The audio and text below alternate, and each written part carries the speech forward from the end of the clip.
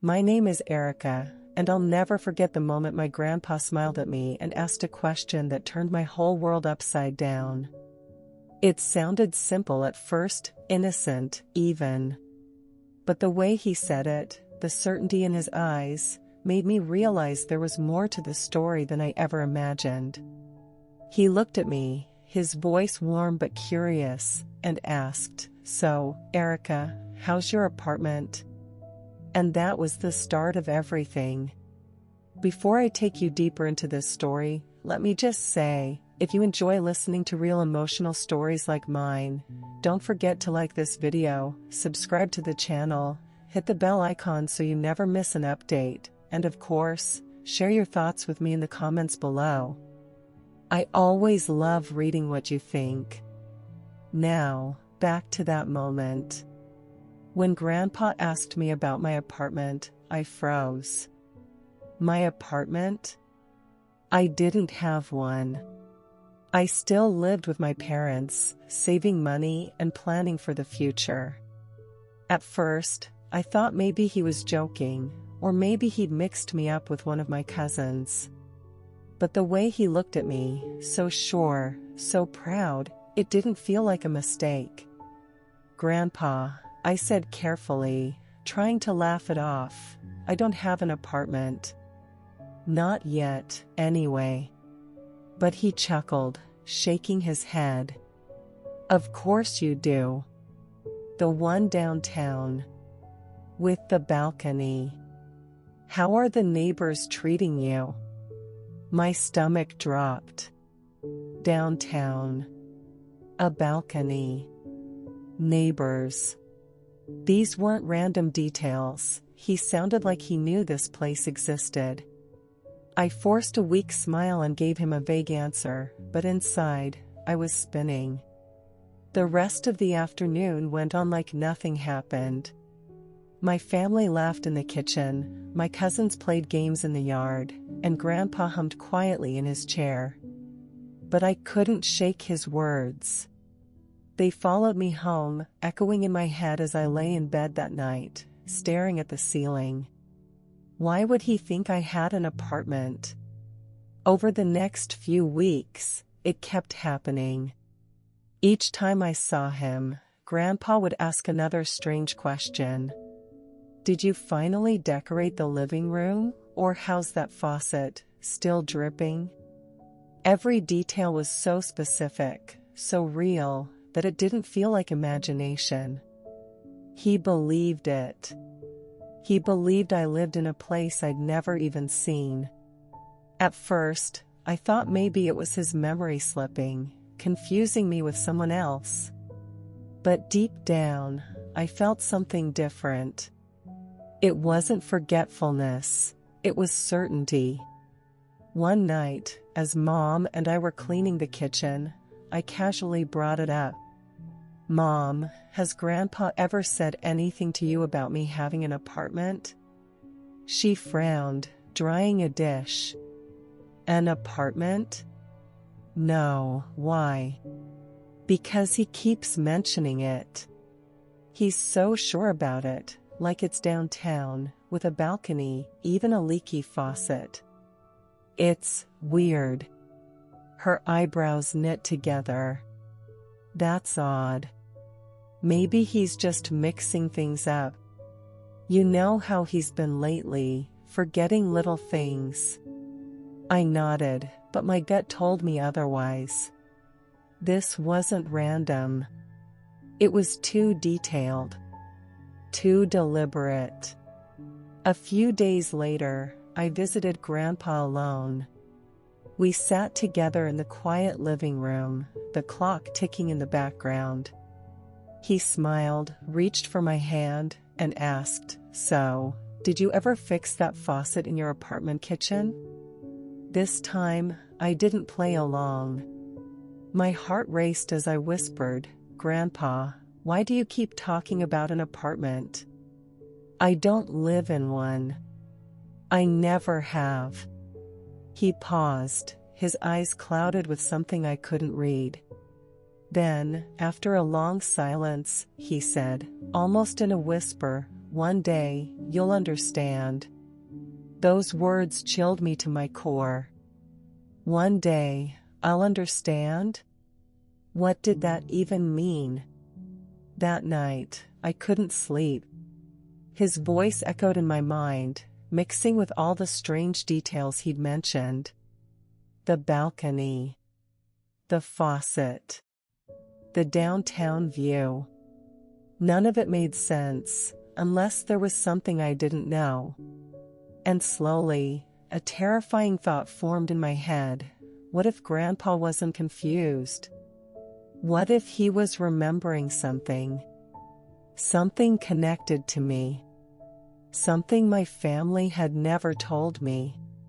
I didn't realize it then, but that moment marked the beginning of a journey that would change everything I thought I knew about myself, my family, and the life I believed was mine. After that night, I couldn't stop thinking about Grandpa's words. One day, you'll understand. They echoed in my mind at the strangest times, when I was brushing my teeth, walking to work, or even scrolling on my phone. It wasn't just a phrase, it felt like a secret, like he was holding something back from me, something I was supposed to know but hadn't been told yet. I started noticing little things about him I hadn't before.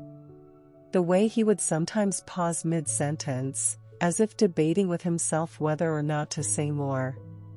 The way his eyes softened when he looked at me, almost like he was carrying a piece of my story that I didn't yet know. Every time I sat with him, I felt like he was right on the edge of telling me something important, but he never fully did. A week later, we had another family gathering at my grandparents' house. Everyone was there, my parents, my cousins, my aunts and uncles.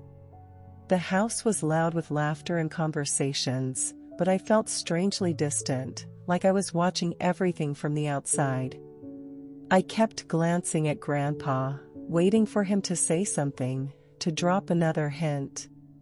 Sure enough, when I sat down next to him, he gave me that familiar smile. "Erica," he said, his voice gentle but sure, "you should really think about putting some curtains in that bedroom window of yours. Privacy is important, especially downtown." My heart pounded. Curtains. A bedroom window. Downtown, again. He wasn't letting it go. I tried to act calm, but inside, I was spiraling. "Yeah. I'll think about it," I said softly, playing along. But the truth was, I was no longer satisfied with vague answers. I needed to know what this meant. Later that evening, after dinner, I pulled my dad aside. We stood in the hallway, the muffled sound of laughter drifting from the living room. "Dad," I said, trying to keep my voice steady, "what's going on with Grandpa? He keeps talking about me having an apartment. He's so specific. Today, he even mentioned curtains in the bedroom window. Why does he think that?" My dad gave me a strange look, one I couldn't quite read. For a moment, it looked like he was about to say something, but then he sighed and shook his head. "He's just getting older, Erica. You know how it is. Sometimes they mix things up." But the way he avoided my eyes made me doubt his words. It wasn't just a casual dismissal, it felt like he was hiding something.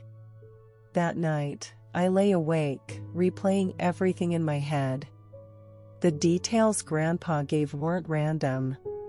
He wasn't confusing me with someone else, he was talking about me. And my dad's reaction only made me more certain that there was more to the story than anyone was telling me. So I decided to do something I'd never done before. I started asking questions, small, careful ones, to different members of the family. I asked my mom if she knew of any connection I had to a downtown apartment. She just looked confused. I asked one of my uncles, and he laughed it off, saying, "You wish you had your own place." But every time I asked, I couldn't shake the feeling that people were being careful with their answers, like they were steering me away from something. The turning point came a few days later when I visited Grandpa again, just the two of us. He was in his chair, staring out the window at the falling leaves. I sat beside him quietly, waiting. After a few minutes, he spoke, almost to himself. "I remember when you first walked into that apartment, Erica. You looked so small, so unsure, but so brave. I thought to myself, this girl is going to build a life here." My breath caught in my throat. "Grandpa," I said, my voice trembling, "what are you talking about?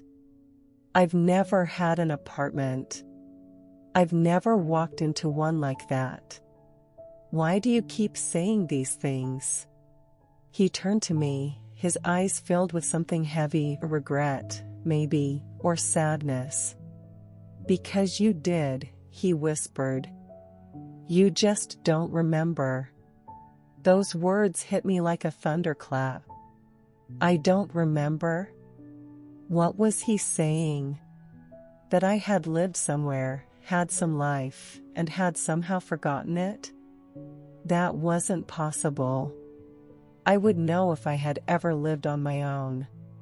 "Grandpa, please," I begged, my voice breaking. "Tell me what you mean. Tell me everything." But he shook his head slowly, his expression pained. "It's not my place. One day, you'll understand. When the time is right." I left his house that evening with tears stinging my eyes. The confusion, the half-answers, the secrets, it was all too much. I felt like I was standing on the edge of a cliff, knowing there was a drop but unable to see how deep it was. The next few days, I threw myself into searching for answers. I asked my parents again, pressing harder this time, but they insisted Grandpa was just confused. I tried asking my cousins if they had ever heard anything, but they all looked at me blankly. The more I searched, the more alone I felt, like I was the only one who sensed the truth lurking beneath the surface. But I couldn't let it go. Every time I closed my eyes, I saw Grandpa's face, heard his words, "Because you did. You just don't remember." What didn't I remember? I started noticing other things too, small, subtle reactions from my parents whenever Grandpa mentioned the apartment. The quick glances they shared, the way the room grew tense for just a second before someone changed the subject. They thought I didn't notice, but I did. And with every little sign, my determination grew stronger. I didn't know what the truth was yet, but I knew it was there, just beyond my reach. One night, as I sat alone in my room, I whispered to myself, "I'm going to find out. No matter what it takes." I didn't realize it then, but the search for answers would take me down a path I never expected, a path that would unravel family secrets, test my strength, and change the way I saw everything I thought I knew about my life. The days that followed were some of the most restless of my life. I couldn't concentrate at work, I barely ate, and every time I tried to sleep, I kept replaying Grandpa's words. "Because you did. You just don't remember." What did that even mean? How could I not remember a part of my own life? The more I thought about it, the more I realized how impossible it seemed. I knew my memories. I remembered growing up in the same house, moving into college, coming back home after graduation.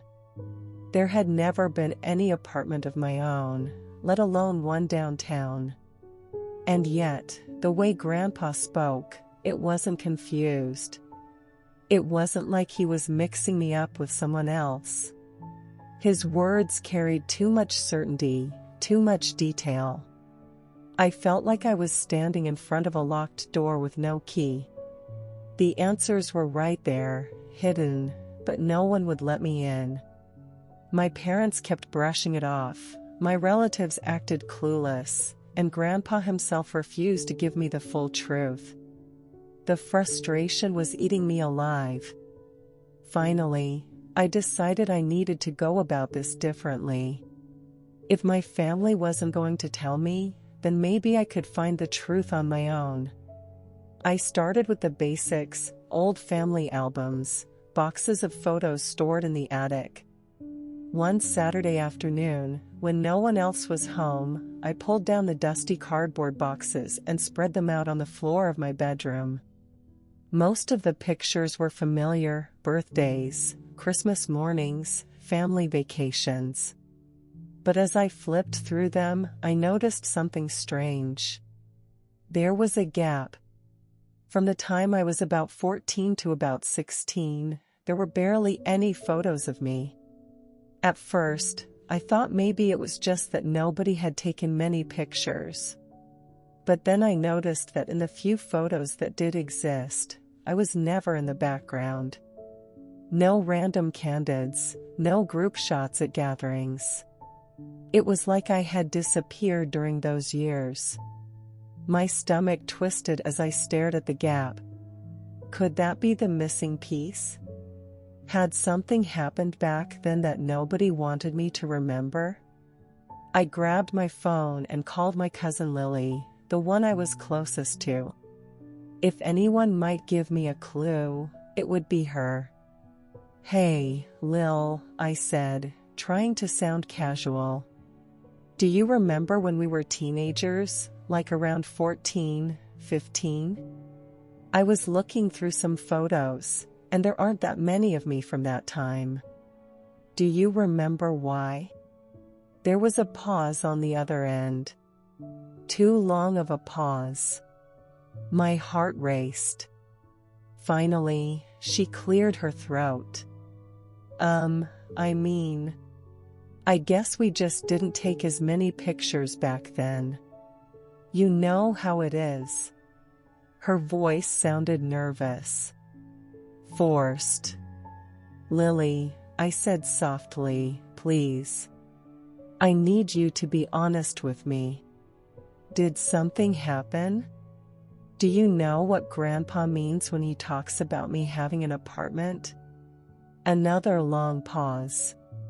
Then she sighed. "Erica, I don't think it's my place to say. If your parents haven't told you, maybe they have their reasons." My chest tightened. "So you do know something?" She didn't answer, and the silence told me everything. When we hung up, I felt both furious and heartbroken. Why was everyone protecting me from something that was clearly about my own life? Why was I the only one left in the dark? The next time I visited Grandpa, I tried again. I sat with him, holding his hand, and I looked him right in the eyes. "Grandpa, please. You said I don't remember. What don't I remember? Why does everyone else know something I don't?" His hand squeezed mine gently. "Because they think it's easier that way," he whispered. "They want to protect you. But I've always believed the truth is better, even when it hurts." Tears stung my eyes. "Then tell me. Please. I'm begging you." He looked so torn, so conflicted, that I thought for a moment he might finally tell me. But instead, he shook his head again. "Not yet. When the time is right, Erica. When the time is right." I walked out of his house with tears rolling down my cheeks, feeling like I was losing my mind. The time is right? When was that supposed to be? I was an adult now, I could handle the truth. Couldn't I? That night, I sat on my bed staring at the ceiling, and something inside me snapped. If no one was going to give me answers, I would find them myself. I didn't care how long it took or how hard it was. I deserved to know the truth about my own life. So I came up with a plan. If Grandpa kept talking about a downtown apartment, maybe there was a way to track it down. I started looking through old mail, old receipts, anything that might connect me to a place downtown. At first, I found nothing. But then, tucked away in a folder of old documents in the garage, I found something that made my hands shake. It was a lease agreement. An apartment address downtown. And the name on the lease? Mine. The date on it was from years ago, when I would have been about 15. My whole body went cold. My name. My signature. An apartment I had no memory of. I sat there on the floor, clutching the paper, my mind spinning. How could this be? How could I have lived in an apartment downtown and not remember a single thing about it? The next day, I drove to the address.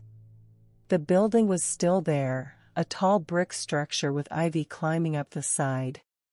I stood on the sidewalk staring up at it, my heart racing. My feet felt like they were glued to the ground. I couldn't bring myself to go inside, not yet. Just seeing it was enough to send me spiraling. As I stood there, a flood of emotions washed over me, fear, confusion, anger, but also something else. A strange flicker of recognition. It was faint, but it was there.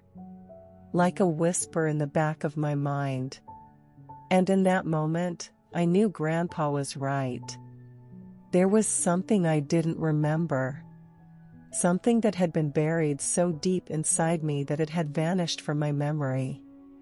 But why? Why had I been there? Why had it been hidden from me? And why was my entire family so determined to keep me from finding out? I didn't have the answers yet, but I knew one thing for certain. The truth was out there. And I wasn't going to stop until I uncovered every last piece of it.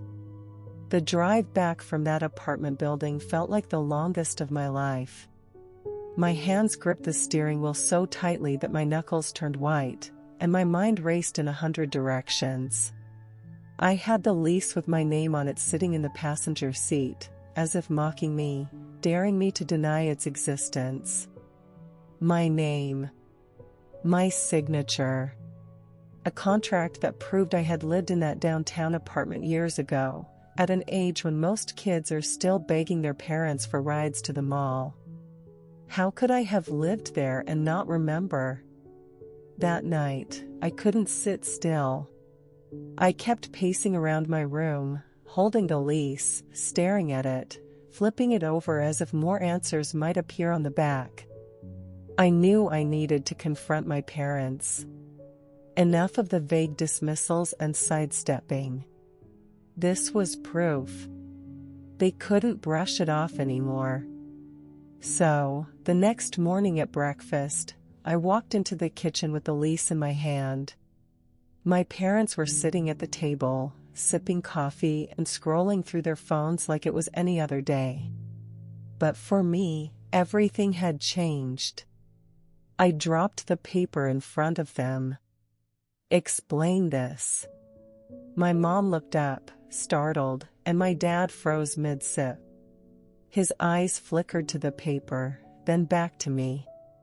"Where did you get that?" he asked, his voice sharp. "In the garage," I snapped. "Hidden in a folder. My name is on it. My signature. A downtown apartment from when I was 15. What is going on? Why don't I remember this?" The silence that followed was suffocating.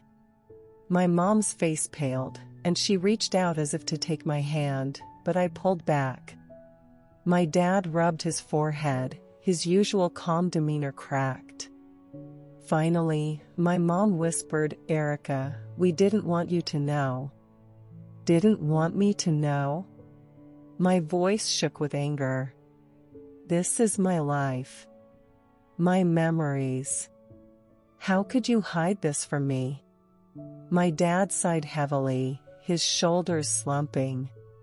Because it was too painful. We thought it was better for you not to remember. We wanted to protect you. Protect me from what? I demanded, my heart pounding so loudly I could hear it in my ears. Neither of them answered right away. My mom's eyes filled with tears, and my dad stared at the table like he couldn't bear to look at me. That silence told me more than any words could. There was something terrible, something they had deliberately buried. Grandpa knows, I said, my voice breaking. He's been dropping hints for weeks. He keeps talking about the apartment, telling me I just don't remember. If it was really nothing, why would he say that? Why would you all hide this from me? My mom finally spoke, her voice trembling. Because what happened in that apartment, it nearly broke you. And when it was over, you didn't want to talk about it. You shut down. The doctors said sometimes the mind protects itself by forgetting. We didn't want to drag you back into that pain once you had moved past it. I felt dizzy, like the floor had shifted under me. My mind protects itself by forgetting? Was that even possible? Could I really have blocked out an entire part of my life? I clutched the lease in my hand, my nails digging into the paper. What happened there? Tell me. But before they could answer, my dad's phone rang. The sound was jarring in the heavy silence, and he glanced at the screen before ignoring it. He looked back at me, his face pale. Erica, please. Give us some time. We'll explain, but not like this. Not all at once. I pushed back my chair, anger surging through me. No. I'm done waiting. I've been patient. I've begged for answers. I've searched for them on my own. I deserve the truth. All of it. I left the kitchen before they could say another word, my chest heaving with frustration. They had confirmed enough to make me certain something had happened, something big, but they still wouldn't give me the details. Later that day, I decided to take matters into my own hands again. I went back to the downtown building. This time, I forced myself to walk inside. The lobby smelled faintly of old wood and polish, and the tiled floor echoed under my shoes. I walked up to the front desk where an older man sat reading a newspaper. My heart pounded as I asked, "Excuse me, do you have records of who used to live here? Like 10 years ago?" He glanced up at me, skeptical. "Depends who's asking." I hesitated, then held up the lease. Me. My name was on an apartment here. I don't remember. I'm trying to piece things together. His expression softened slightly. He studied me for a moment, then nodded slowly. I remember you. You lived here, apartment 3B. Quiet kid. Kept to yourself. My breath caught in my throat. He remembered me. It wasn't just paperwork, it was real. Do you remember anything else? I asked desperately. He frowned, thinking. You had someone with you most of the time. A woman. Maybe a social worker? She came and went a lot. And I remember once, there was an incident. Police, maybe? I don't know the details. But after that, you left. You never came back.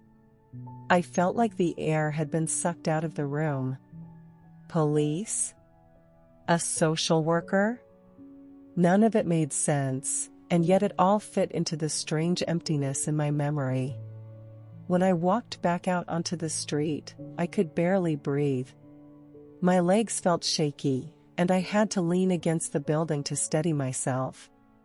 The world around me moved on, cars driving by, people laughing on the sidewalk, but inside, everything felt like it had cracked wide open. I had lived here. I had been involved in something serious enough for the police to come. And I had been with a social worker? None of this matched the life I thought I'd lived. I pulled out my phone and called Grandpa. My hands were trembling as I held it to my ear. When he answered, I blurted out, I found the apartment.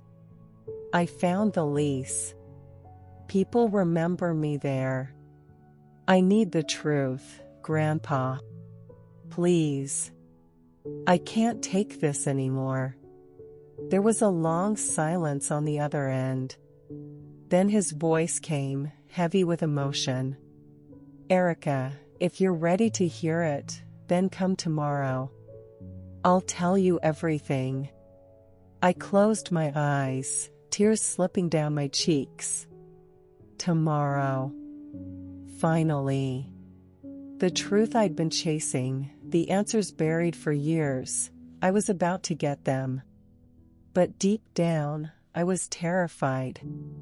Because I knew once I heard it, nothing would ever be the same again. The next morning, I barely slept.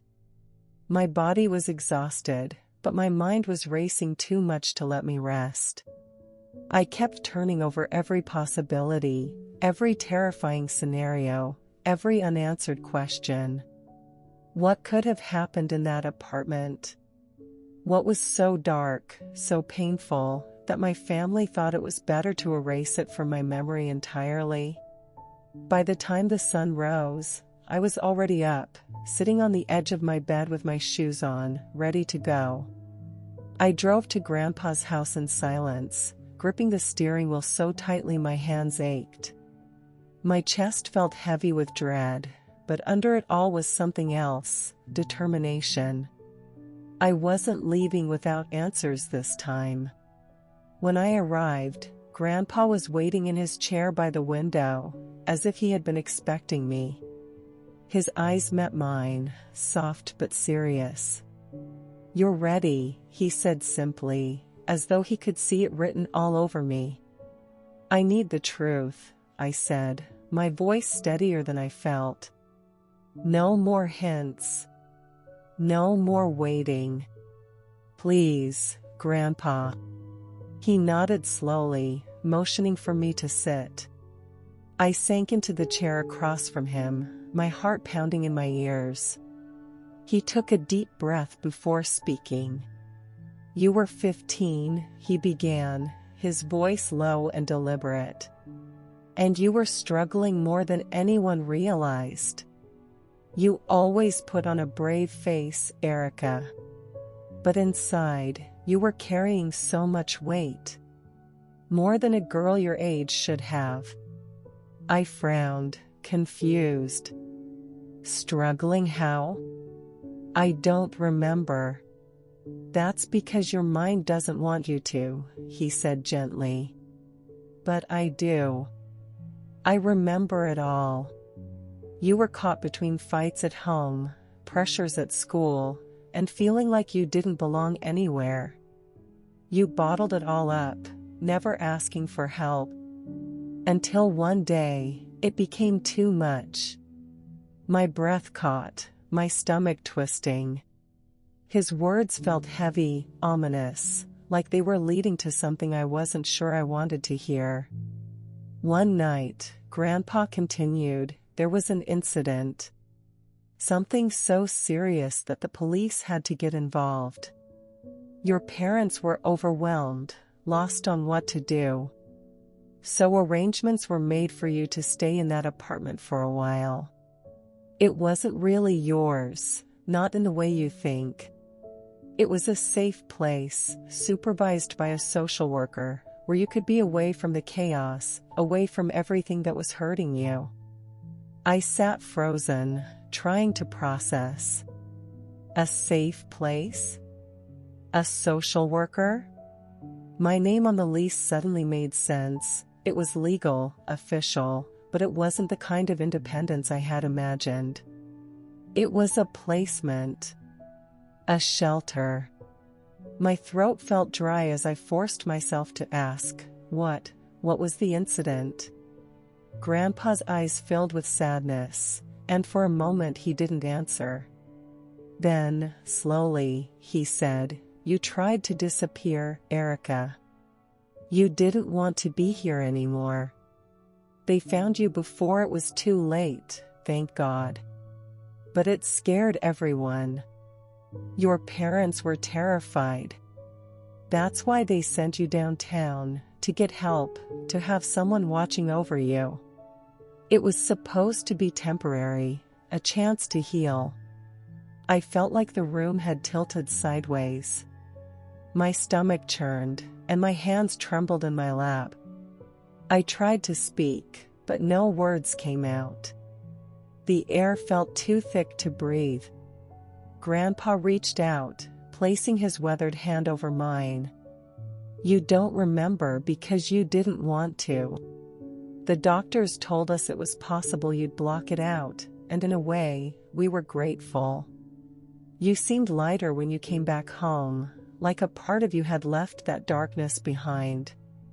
None of us wanted to drag you back into it." Tears blurred my vision as I stared at him. So all this time everyone knew. Everyone knew what happened except me. His grip on my hand tightened. "We thought we were protecting you. But I see now we were just keeping you from your truth. And you can't truly heal without facing it." I shook my head, my voice breaking. "But I don't remember. I don't remember any of it. How can I face something that feels like it never even happened?" Grandpa's eyes softened with understanding. "Memory isn't everything, Erica. The fact that you don't remember doesn't erase what you lived through. The scars are there, even if you can't see them. That's why you feel restless, why you feel like something has always been missing. It's your soul remembering what your mind has locked away." I sobbed quietly, the weight of his words crushing me.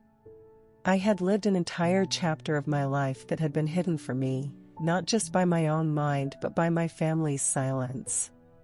And yet, deep down, something about it made sense. The emptiness I had felt for years, the unexplained sadness that would creep in sometimes, it wasn't random. It was the shadow of what I had forgotten. "Why now?" I whispered. "Why did you start bringing it up again? After all this time?" Grandpa's expression grew firm. "Because you're strong enough now. I've watched you grow, watched you build your life, and I know you're ready to carry the truth. Hiding it from you any longer would only hurt you more." I wiped my tears with the back of my hand, my mind reeling. A part of me wanted to scream at my parents for keeping this from me, for letting me live in ignorance. But another part of me, an aching, tired part, understood. They had been scared.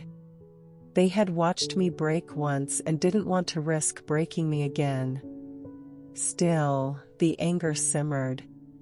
"They should have told me," I said through clenched teeth. "It's my life. I had a right to know." "Yes," Grandpa agreed softly. "But people make mistakes. even when they're trying to do what they think is best. Don't let their silence take away your power now.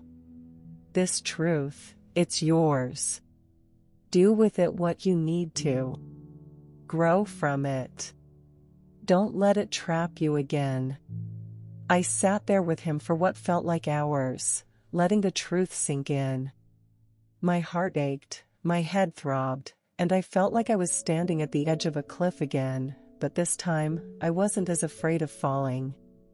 I was beginning to see that maybe, just maybe, knowing the truth was the first step toward reclaiming myself.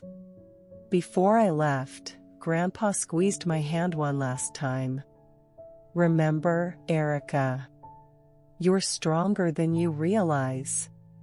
You survived once, and you'll keep surviving. But now, you get to do more than that. You get to live.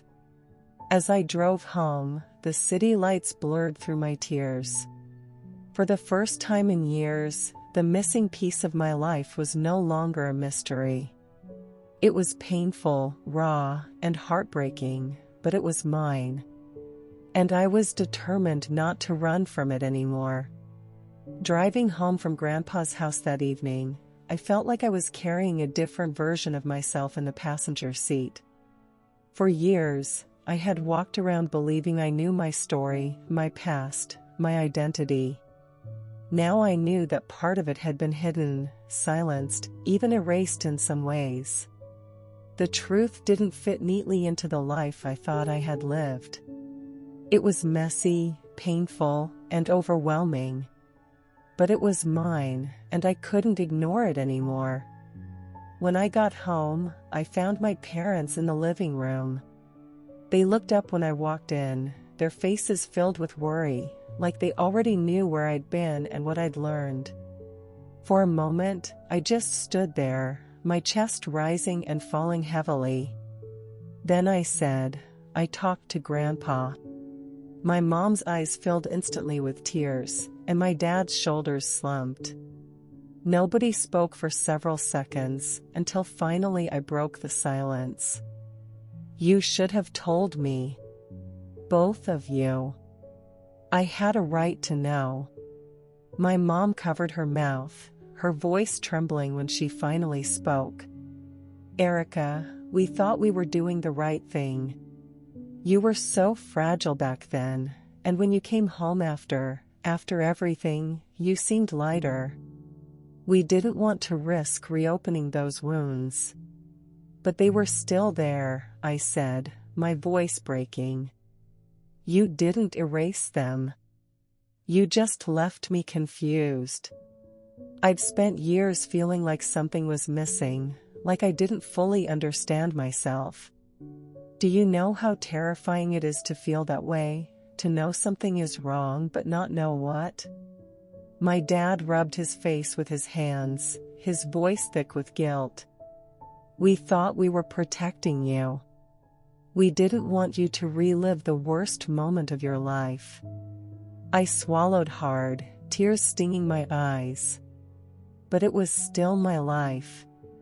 You can't protect me by taking it away from me. The three of us sat in heavy silence, the air thick with grief, regret, and something else, relief. For the first time, everything was out in the open. I finally whispered, I remember pieces now. Not everything, but shadows. Feelings. Like I was drowning and no one could see me. I remember being so tired of hurting. And then, nothing. Just a blank. My mom reached for my hand, her touch trembling. We thought you'd never want to remember. We were so afraid. I squeezed her hand, not in forgiveness yet, but in acknowledgement. I can't change what happened. But I need you to understand, I would rather carry the truth, no matter how heavy, than live in a lie.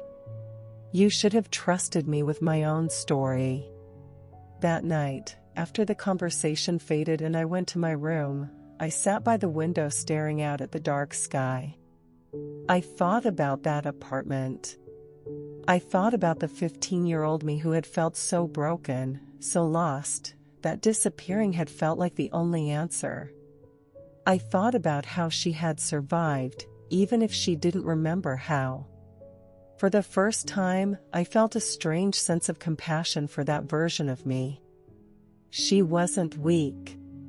She wasn't broken beyond repair. She had been hurting, yes, but she had also been fighting in her own way. She had survived long enough to get to a safer place. Long enough to grow into the woman I was now, the one sitting in this room, staring out the window, alive. The next day, I went back to see Grandpa, not because I needed more answers but because I needed to tell him how much his honesty meant to me. He was sitting in his chair again, watching the morning light spill through the curtains. When he saw me, his eyes softened. "You told me the truth," I said quietly, sitting beside him. "It hurt, but I'm grateful. For the first time, I feel like I know myself again." He nodded slowly, a faint smile tugging at his lips. "The truth can be heavy, Erica. But carrying it makes you stronger. Don't ever let anyone take your story from you again." I promised him I wouldn't. In the weeks that followed, I started to rebuild my understanding of who I was. I journaled. I went for long walks. Sometimes I cried until my chest ached, and other times I felt oddly peaceful, like the missing puzzle piece of my life had finally been returned. I even reached out to a therapist, determined not to hide from the shadows anymore. If 15-year-old me had survived that storm, then I owed it to her to keep fighting, to heal, not just survive. One evening, I drove back to the apartment building one last time. I stood across the street, staring at the windows, the brick walls, the doorway I must have walked through countless times without remembering. For a long while, I just stood there, letting the past wash over me. Then I whispered, "Thank you," not to the building, but to the girl I used to be, the one who lived there, who endured, who fought even when she felt like she couldn't. She had carried me here. She deserved to be honored, not forgotten. As I turned to leave, I felt lighter. Not because the truth was easy, but because it was mine now. And with it came a new strength, a new clarity. My past wasn't perfect. It was scarred, broken in places, stitched back together, but it was mine. And that made me whole in a way I hadn't felt in years. When I got back home, my parents were in the living room. For the first time, I didn't look at them with anger but with something closer to understanding. They had made mistakes, huge ones, but I could see that they had acted out of fear, not malice. Forgiveness would take time, but at least now, there was honesty between us. Later that night, as I lay in bed, I thought about Grandpa's words again. "You're stronger than you realize. You survived once, and you'll keep surviving. But now, you get to do more than that. You get to live." For the first time, I truly believed him. And with that, I closed my eyes, not to forget, but to rest, knowing that my story was finally mine again.